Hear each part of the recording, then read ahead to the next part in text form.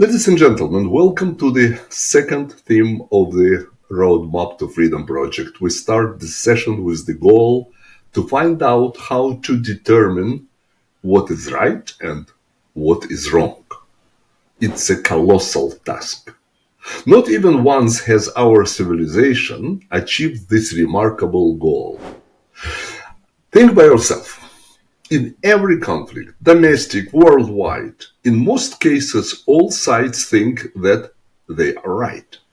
If we find a way to determine this objectively, we might save millions of lives. How can you identify a difference between a right idea versus wrong idea? When, for example, are men's actions right when they are wrong? Can we define right? Can we define wrong?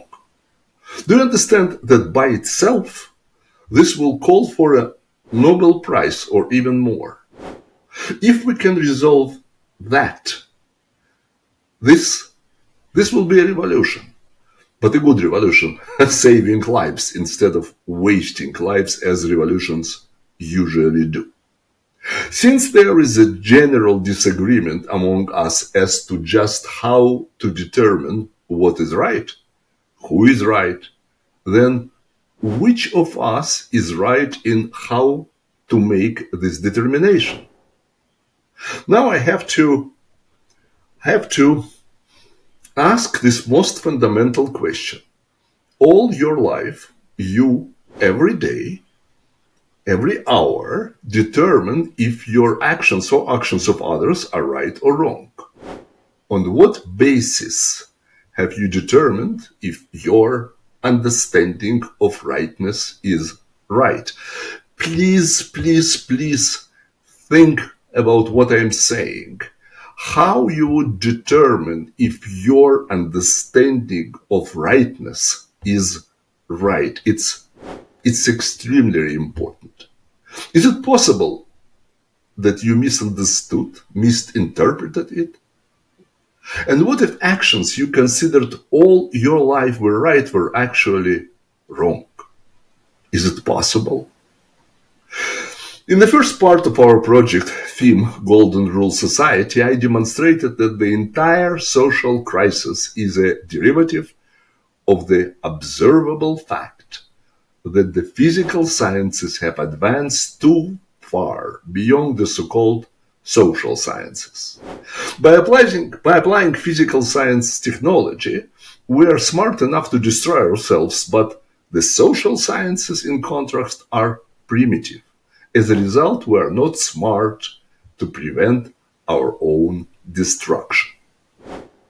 Among the physical sciences, a standard of rightness was developed that made it possible to make a very clear distinction between right versus wrong.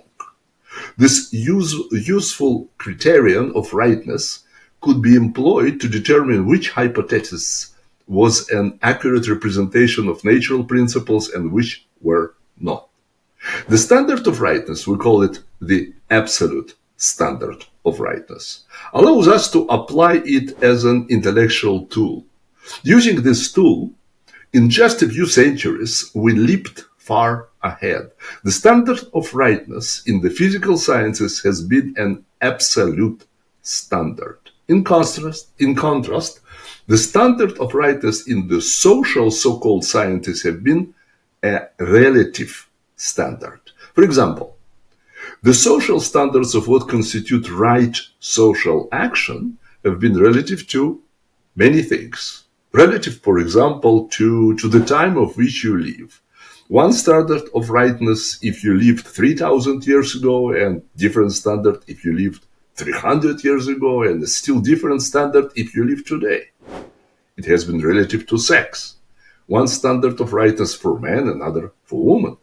Relative to ethnic origin, one standard of rightness for Orientals, and totally different standard of rightness for Occidentals. Relative to theology, one standard of rightness, let's say for a Hindu, another for a Muslim, and still different one for a Christian. In fact, historically, the social standard of rightness has always been relative. Might makes right. has been the prevailing social standard. Do you still think that might makes right? One individual, or let's say a group of individuals, appoint themselves to establish a standard of rightness for everyone else. And this relative standard of rightness is imposed by, you guessed, physical force. This brings us to a discussion of another failure that has led to the present social crisis, the failure to apply an absolute standard of rightness in relations between volitional beings. Please do not lose the thread of this logic. We never applied absolute rightness because we didn't have a clue of what it is. The popular view, of course, who is to say that one code of rightness is superior to another, or who is to say that one code of morality is better than another, because morality, rightness are, we were told, relative concepts. Are they? What do you think? If the subject is individual behavior, is there such a thing as right action versus wrong action? Is it even possible to have a concept such as an absolute right action applied to, let's say, all of the man's actions? Now, before I can launch into a discussion of what is a right action versus wrong action, I have to carefully examine what right means in the physical science. I have to answer this question. Is there such a thing as rightness versus wrongness in any domain of knowledge? In the physical sciences, first of all, does it even exist? If there is such a thing as an absolute right. Also, if so, what does the term absolute means? Is there a rational concept of rightness versus wrongness in the physical science? Then the next question is, can we apply the rightness to determine what is right versus wrong in the social arena with respect to individual actions, volitional actions?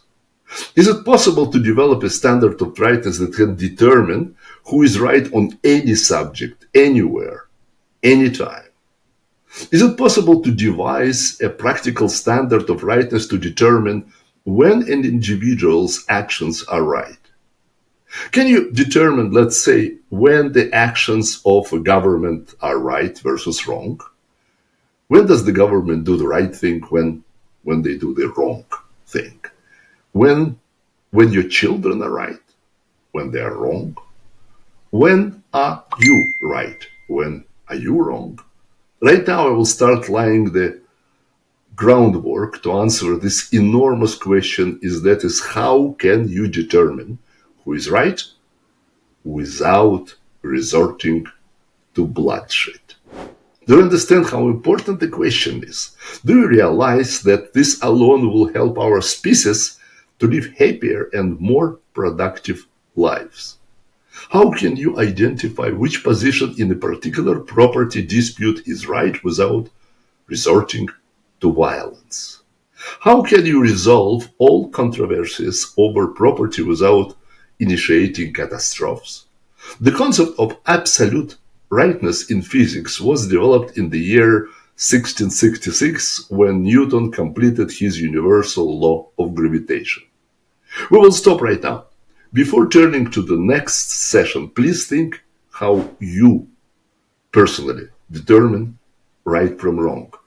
From your experience, what do you do? Think about it. It will help you tremendously further. You must have some measurements, even if you never articulated them. Try to articulate them before you go to the next session. Until next time.